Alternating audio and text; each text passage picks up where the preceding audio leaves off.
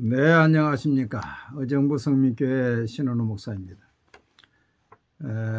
오늘 저는 독일 통일에 대한 동방정책, 빌리 브란트의 동방정책에 대한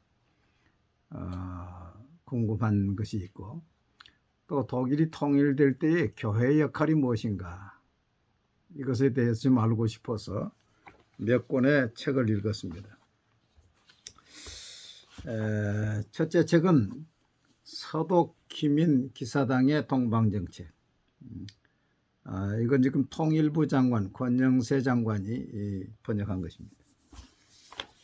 그 다음 독일 통일의 3단계 전개과정. 이것은 최영태 교수님이 쓴 아주 역작입니다. 그 다음에 교회가 통일의 중심입니다. 이 책은 이명석 목사님이 쓰셨는데,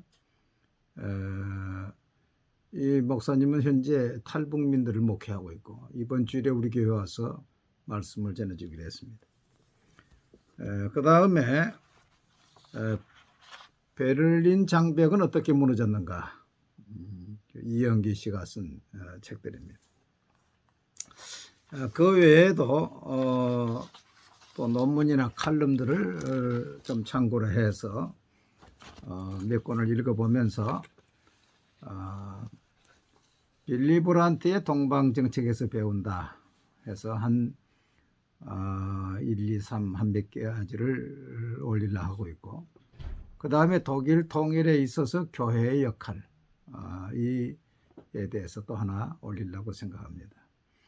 오늘 그 첫째로 빌리 브란트의 동방정책에서 배운다. 첫째, 1. 서독의 동방정책은 빌리 브란트 정부 때부터 시작하여 콜 정부까지 20년 동안 지속된 동독에 대한 정책을 말한다. 네, 그렇습니다. 어떤 분들은 더 앞에까지도 아드너워 총리까지도 이야기를 하는데, 실질적인 동방정책은 빌리 브란트 정부 때였습니다. 두 번째, 서독의 빌리 브란트 총리는 총리로 취임한 1969년부터 지금까지 20년 동안 동독을 국가로 인정하지 아니한 정책을 벌이고 대등한 국가로 인정하고 동방정책을 통해 문화적 통일을 이루고 민족 동질성을 유지한다면 절반의 통일이 달성된 것이나 마찬가지라고 했습니다.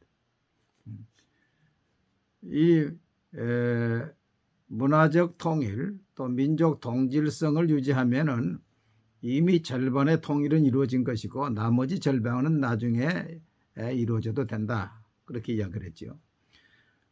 그때까지 1955년에 선언한 할슈타인 선언이 있습니다. 그 할슈타인 선언은 당시에 외교 차관이었던 할슈타인이 선언한 것으로,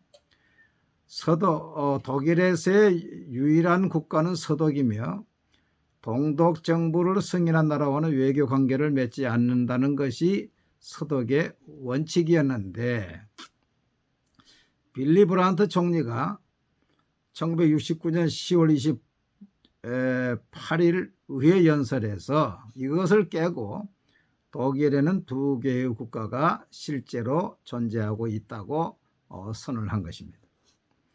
세 번째, 브란트는 이처럼 상대방의 존재를 인정한 후에 변화를 일으키기 위한 수단으로 대화를 제의했습니다.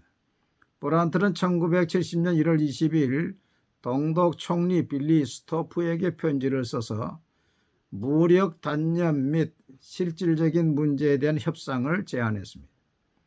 동독 총리 스토프는 이에 대한 답으로 1970년 2월에 브란트 총리를 동베를린으로 초대를 했습니다.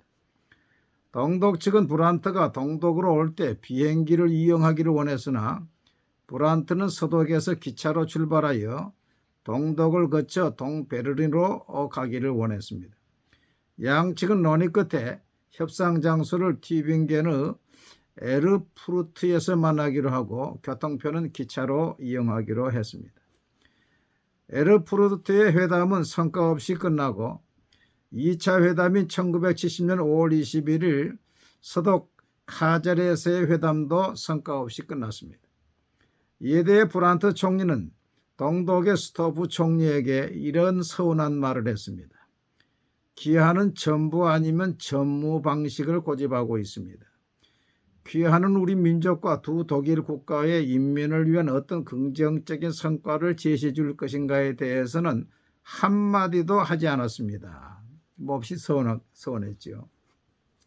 넷째, 빌리 브란트는 동독과의 두 차례 회담을 가지면서 소련을 움직이지 않고는 동독과의 관계 개선을 도모하기는 어렵다고 판단하고 소련과의 협상을 시작을 합니다. 이게 대단한 것이지.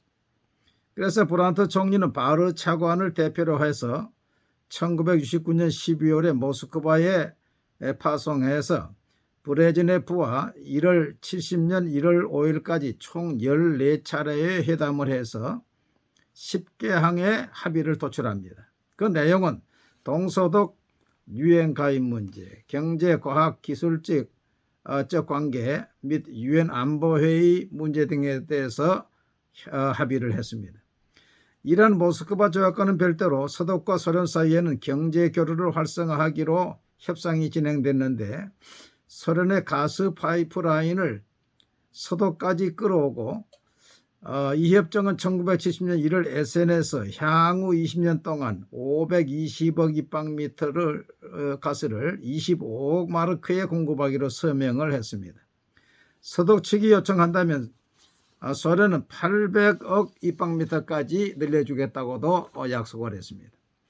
이렇게 좋은 관계가 이루어지니까 소련은 1971년 5월 동독의 강경파인 서기장 올브라이트 서기장을 해임을 하고 신령파인 호네커를 임명을 해서 함으로써 이제 베를린 협정을 체결하게 되고 브란트의 동방 정책은 거침없이 진행이 되게 된 것입니다. 여기에서 우리에게 주는 교훈이 무엇입니까? 브란트는 지금까지의 동독을 인정하지 않은 정책을 과감하게 바꾼 것입니다. 상대방을 동등한 자격으로 인정하지 않고서는 대화가 이루어질 수 없지요. 두 번째는 브란트가 먼저 대화에 손을 내민 것입니다.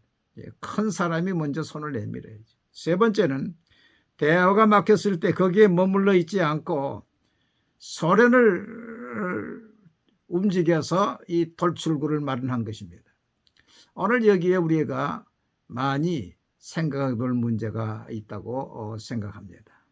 오늘은 첫 번째 여기까지 하고 다음 두 번째 또 찾아보도록 하겠습니다. 감사합니다.